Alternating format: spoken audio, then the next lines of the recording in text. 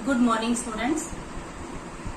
बेटा आज हम पढ़ेंगे तुलसीदास जी की कविता का दूसरे भाग यानी कि दूसरी कविता जिसका शीर्षक ऊहा राम लक्ष्मण निहारी बोले वचन मनुज अनुसारी।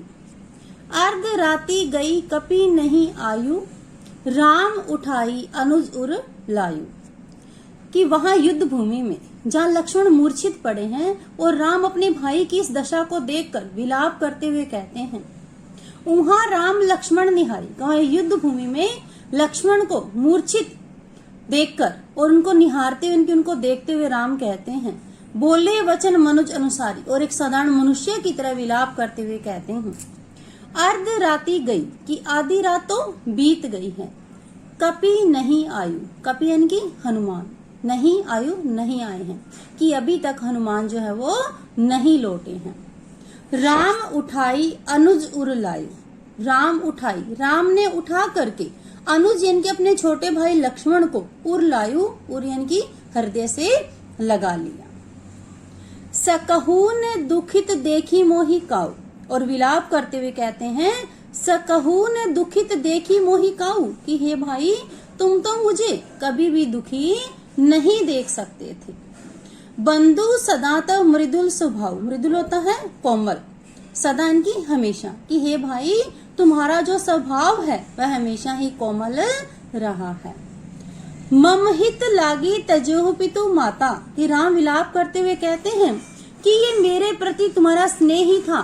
तजोह पितु माता, जिसके लिए तुमने अपने माता पिता का भी त्याग कर दिया। अर्थात कहने का भाव क्या है कि ये मेरे प्रति तुम्हारा स्नेह था, ये लगाव ही था, जिसके कारण कि तुमने अपने माता पिता और अयोध्या को छोड़ दिया था और मेरे साथ वन में आए थे। सेहु विपिन हिम आतप बाता, यहाँ वन में आकर के मेरे साथ तुमने जंगल की सर्दी, गर्मी और बरसात जैसे कष्टों को सहन किया है। यानी कि ये मेरे प्रति तुम्हारा स्नेह था, जिसके कारण तुमने अपने वैभवपूर्ण जीवन को छोड़ करके जंगल के कष्टों को सहन किया है। सो अनुराग कहाँ अब भाई, उठहु न सुनिमम वच विकलाई, कि राम जो विलाप करते हुए कहते हैं कि वह अनुराग यानी कि वह प्रेम कहाँ अब भाई, कि अब कहाँ है। उठहु न सुनिमम वच विकलाई, कि अब तुम मेरे व्याकुल वचनों को सुन करके भी नहीं उठ रहे हो। अर्थात कि अब मैं व्याकुल हूँ, यहाँ पर तुम्हारे लिए बेचैन हो रहा हूँ, दुखी हो रहा हूँ, फिर भी तुम अपनी मूर्छा को क्यों नहीं त्याग रहे हो। अब वह तुम्हारा स्नेह कहाँ है। जो जन तेव बन बंधु बिछो, कि राम कहते हैं जो जन तेव, कि अगर मैं जानता वन बंधु बिछो, कि वन में मेरे भाई से ही बिछो हो जाएगा, मेरा भाई ही मुझसे बिछुड़ जाएगा। पितु वचन मनतेव नहीं ओहु, तो पिता के वचनों को मैं कभी भी नहीं मानता, पिता की आज्ञा का पालन न करता। सुत वित नारी भवन परिवारा, सुत होता है पुत्र, वित होता है धन, नारी पत्नी, भवन घर और परिवार। कि राम विलाप करते हुए कहते हैं कि इस संसार में पुत्र, धन, पत्नी, भवन और परिवार हो ही जाई जग 12 तीन वस्तुओं को अगर हम खो देते हैं तो इनको इस संसार में रहते हुए बार बार प्राप्त किया जा सकता है। अस विचारी जिये जागहु ताता, कि तुम ऐसा विचार करके जिये जागहु ताता, कि अपनी इस मूर्छा को त्याग दो, तुम जाग जाओ, अपनी मूर्छा को त्याग दो। मिलही ने जगत सहोदर भ्राता, क्योंकि इस संसार में अगर सगा भाई एक बार बिछड़ जाता है तो वह दोबारा प्राप्त नहीं होता। जथा पंख बिनु खग अति दीना, कि जिस प्रकार से पंख बिनु खग, पंखों के बिना खग होता है पक्षी, अति दीना अत्यंत दीनहीन में होता है, कि जिस प्रकार से पंखों के बिना एक पक्षी की दशा अत्यंत दयनीय होती है। मणि बिनु फणी, फणी होता है सांप, और मणि के बिना सांप की दशा अत्यंत दयनीय होती है। करीबर करहीना, और हाथी की उसकी सूंड के बिना दशा जो है अत्यंत दयनीय होती है।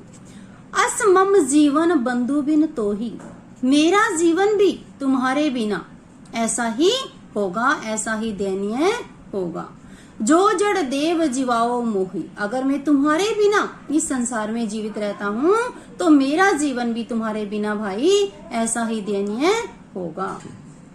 जेहू अवध कवन मूलाही, जेहू होता है जाऊंगा, अवध यानी कि अयोध्या, कवन यानी कि कौन सा, कि अब मैं अयोध्या कौन सा मुंह लेकर के जाऊंगा या मैं अयोध्या किस प्रकार से वापस जाऊंगा। नारी हेतु प्रिय भाई गंवाई, कि मैं कौन सा मुंह लेकर के अयोध्या जाऊंगा, क्योंकि लोग कहेंगे कि मैंने पत्नी को पाने हेतु अपने इस लक्ष्मण जैसे प्यारे भाई को गंवा दिया है, उसको खो दिया है।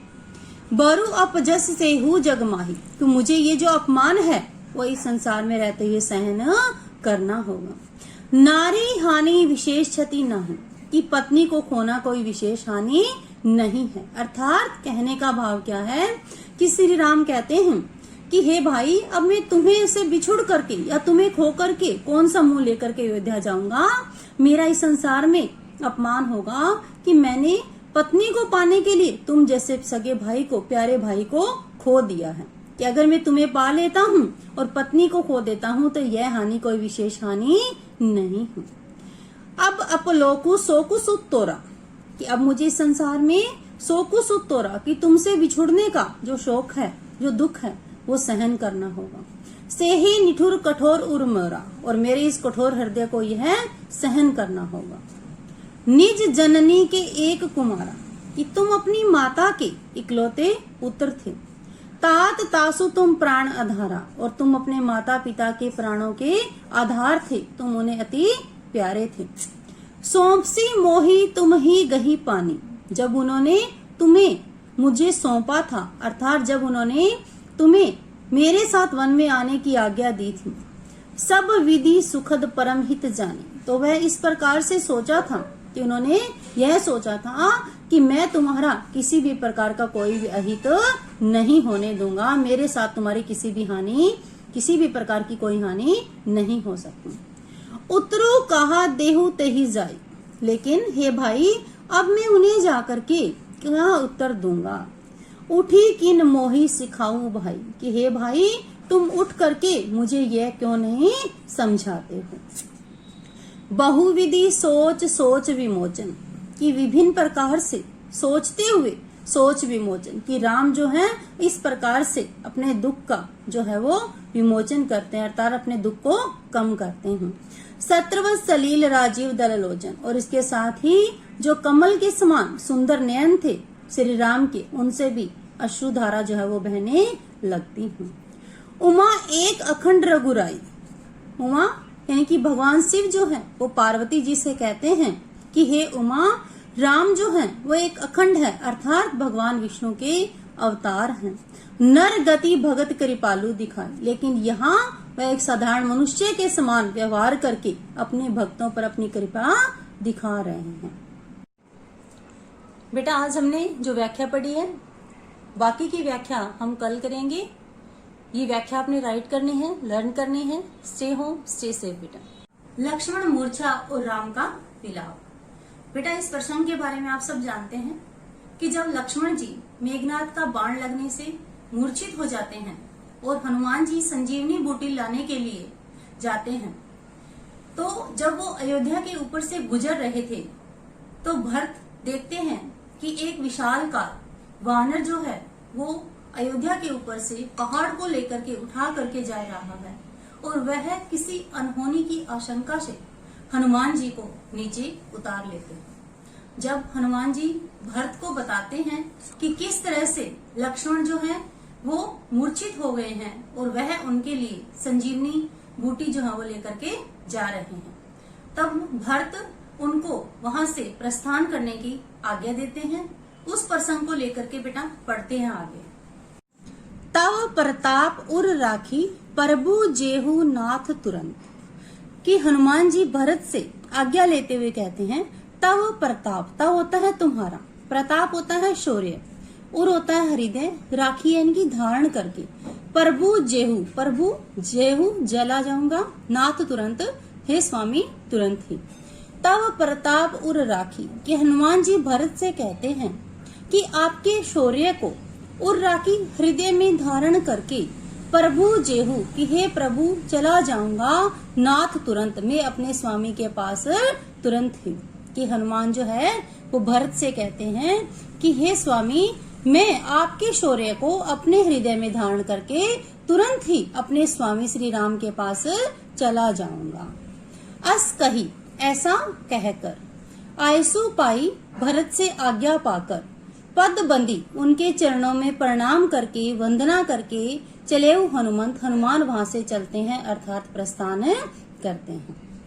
भरत बाहुबल शील गुण, भरत जी के बाहुबल भुजाओं के बल को, शील गुण उनका शालीनतापूर्ण व्यवहार, प्रभु पद प्रीति अपार और प्रभु श्री राम की चरण पादुकाओं के प्रति उनके अपार स्नेह को देखकर, मन महु जात सराहत, मन महु मन के अंदर ही अंदर, जात सराहत बार बार सराहना करते हुए प्रशंसा करते हुए, पुनि पुनि पवन कुमार बार बार उनकी सराहना करते हुए पवन कुमार जा रहे हैं। अर्थात भरत बाहुबल शील गुण कि भरत जी के भुजाओं के बल को, उनका शालीनतापूर्ण व्यवहार और प्रभु श्री राम की चरण पादुकाओं के प्रति उनके अपार स्नेह को देख करके अपने मन ही मन में सराहना करते हुए, भरत की बार बार प्रशंसा करते हुए हनुमान जो है वो उड़े चले जा रहे हैं।